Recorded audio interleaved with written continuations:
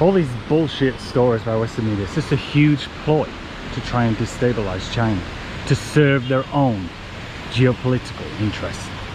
In Xinjiang, there is 24,000 mosques in that one single province in China. If you compare that to the entire country of the United States of America, it is 10 times more. Now you're probably going to say, oh well, America's not an Islamic country. Guess what? Neither is China. They even have minorities scripture on the money, on the actual Chinese national currency. Wait, I'm going to show you here. Look, hold on. I don't know if you can see it there. I mean, if you want to talk about the treatment of minorities, I mean, America, they've got some cheek to talk. I mean, if you look at America today, how are America's minorities doing? The indigenous people of America. Oh yeah, that's right. They were displaced, killed off, put into slavery and war. Their culture was literally oppressed so much that it was almost completely wiped out. Is there one single piece of evidence that there's 1 million people in all of these camps? Any evidence? Where do you get that number from? It's insane. These huge clothing companies like H&M, Adidas, Nike, they believe these stories without doing one single bit of research into it themselves and find that it's completely fabricated. Oh, welcome back to another video. If you're new to the channel, then my name is Jason, aka Wildman Cobra. Today we're going to be putting the final nail in the coffin of Western media. We're going to be talking about Western media's baseless Xinjiang claims. Right, so I saw a little news article from one of my favorite news publication companies, if you can call them that. Anyway, let's just call them BSP News. Right, the name of the article was called China's Tainted Cotton. Right, and so it starts off the article. As soon as you open the article, there's a little video playing of two cotton workers, you know, but for some reason BSP News, they blurred their faces. Now why are you blurring the faces of these two cotton workers? Oh, that's right, because if you didn't blur the faces of these two cotton workers, right, people are going to track them down and find their real identity and find that is indeed what they are. Workers, not slaves or forced labor like you claim. That's the reason you blur the faces. Right, so I've got the article on my phone here. Right, so then it goes on to claim that they've done some kind of investigation and they've uncovered some new information. What could this information be about? Oh my god, what's it about? Oh, basically they've come up with a new storyline. These fiction writers, these novelists, right? What's the story about?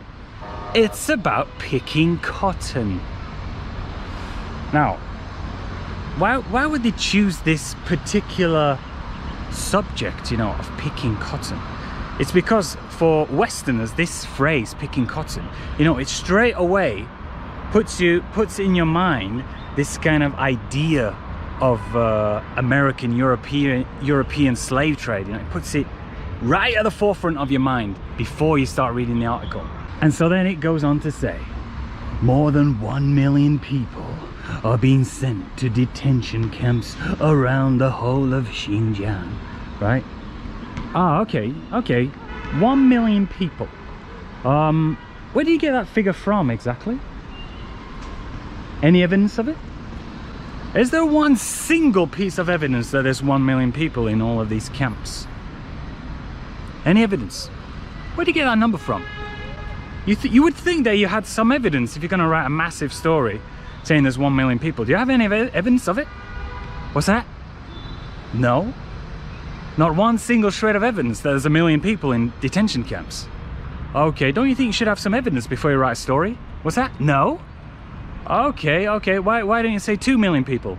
Oh, 1 million sounds better. Okay. Oh, you claim to have a picture of one of the camps, do you? Right, let's take a look at this satellite image that they have of one of these alleged forced labor detention camps and a factory right next to it, right? Firstly, why are you snooping around looking at satellite images of other countries? I'm sure you've got enough problems in your own country. Why don't you look at their satellite images? But anyway, so in this picture, you see a factory. Well, it's supposed to be a factory. I mean, it could be anything. We don't even know what it is, right? I mean, this is supposed to be some kind of detention camp. Can you explain why they've got a nice little garden in the factory? I mean, you can clearly see that's like a garden area to walk around. It has paths. And then right next to it, there's a square.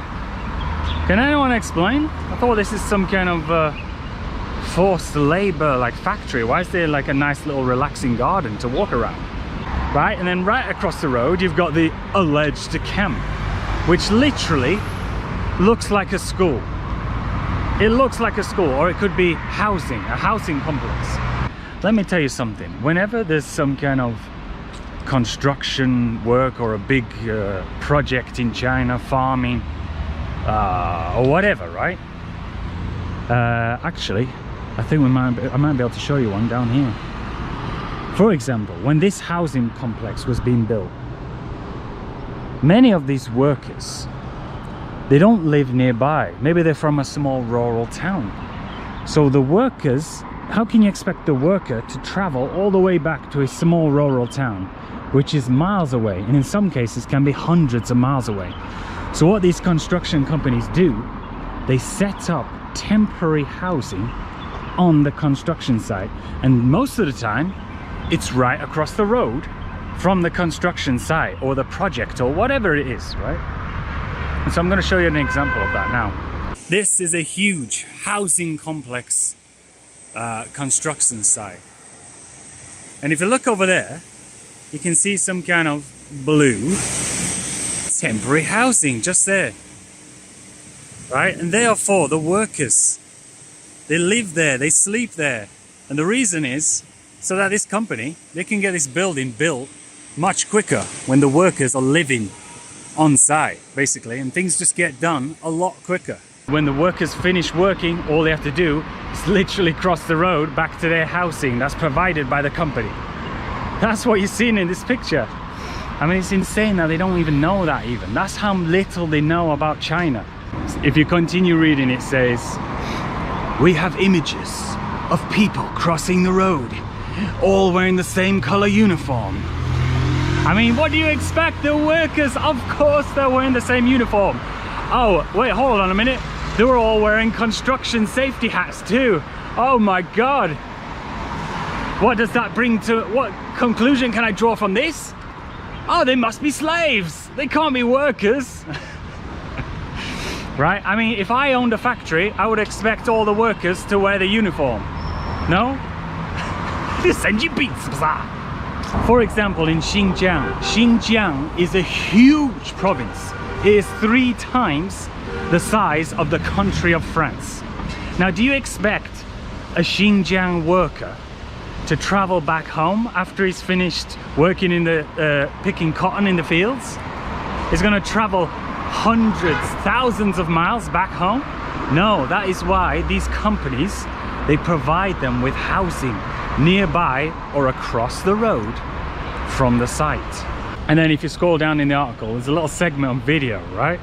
And this video is some video taken out of someone's car window, and there's basically no evidence of what it is, and it's completely gray. I mean, how gray can you, how many filters are you using?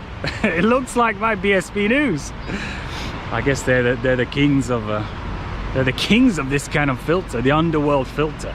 Right, I'm going to show you a satellite image from this city that I'm walking in now, and show you how easy it is to make it look like some kind of concentration camp. So for example here, this is the satellite images of the city that I was just walking around. So let's see if we can find something like this here. Look, they would take this picture and they're going to say, oh, look at the walls here. These are the walls of the prison detention complex here. And then across the road is the forced labor factory here. You can see it here. What happens is they're forced into the forest to chop down the trees for the wood. It's forced slave labor. This is basically what they did. They just came on Google Earth images, and these images are out of date as well, and they just found something that looks like some kind of camp to them, and then they fabricated an entire story out of it. Right, okay. They claim to have found another huge prison camp complex with multiple factories inside. Oh my God, let's take a look at it. But wait, hold on a second. If you look closely at these pictures, you see those blue-roofed buildings that are used for temporary housing. What kind of prison is this? It's made from temporary housing material. Surely all of these prisoners, they can escape from this temporary housing. I mean, literally, a strong gust of wind and some of these temporary housing, they just blow over. Where's the prison walls? Where's the watchtower? Any evidence? No, just a satellite image of some housing, basically. Okay, let's call it a prison camp. Okay, great. Yeah, go ahead. Publish the story. All these bullshit stories by Western media, it's just a huge ploy to try and destabilize China, to serve their own geopolitical interests. They're afraid of China's rise. That's all it is, basically. I mean, take a look at Iraq and that whole situation with the weapons of mass destruction. Did they find anything? They didn't find a single thing.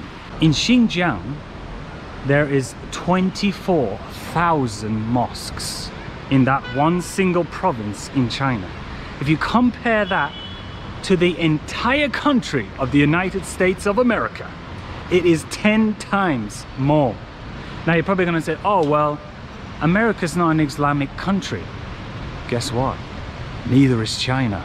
Let me tell you something about the Uyghurs and all the other different minorities in China. There's 55 different minorities. The population of these minorities is growing at a faster rate than the majority Han Chinese.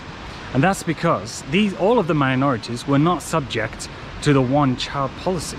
They even have minorities scripture on the money, on the actual Chinese national currency. Wait, I'm going to show you here.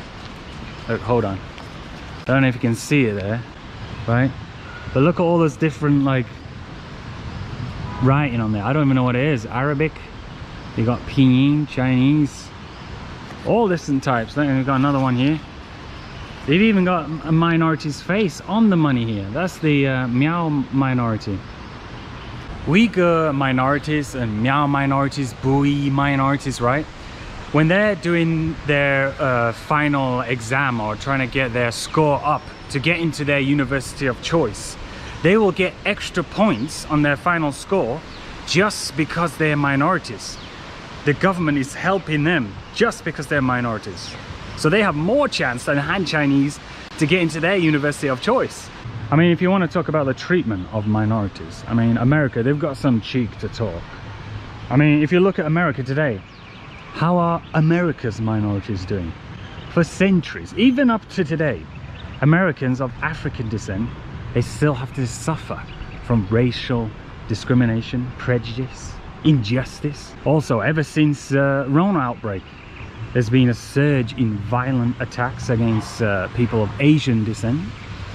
Oh, and how about the old Native Americans of America? How are they doing today? The indigenous people of America. Oh yeah, that's right. They were displaced, killed off, put into slavery and war.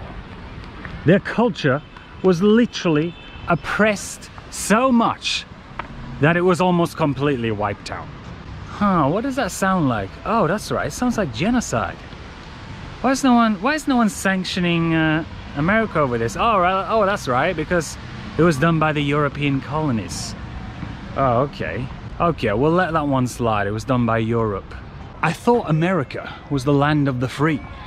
Well, maybe it's not so free if you belong to a certain group of people, if you know what I mean. Whoa, look at this building. And then you get these companies like H&M, Nike, Adidas, Converse, right? And they see these Western media stories and they believe it. They jump on the bandwagon. Well, guess what? By these stores saying, oh, we're not using Xinjiang cotton anymore, they are literally putting Uyghurs and people in Xinjiang out of work. They are forcing people in Xinjiang to go outside of the province to find work because they're closing their factories and they're not using their cotton anymore. So it's ironic, really. It's insane. These huge clothing companies like H&M, Adidas, Nike, they believe these stories without doing one single bit of research into it themselves and find that it's completely fabricated. Anyway, it's funny actually because I bought a new pair of trainers, a Chinese brand, and they're called Anta. Look at these trainers, they're amazing. Adidas, Nike, H&M, Converse. Get the hell out of China. I'm sticking with Anta, baby. Look at these trainers, look amazing. Not a sponsor, by the way, but Anta, if you are watching this, give me a call. Yeah, nice trainers, baby. Nice sneakers.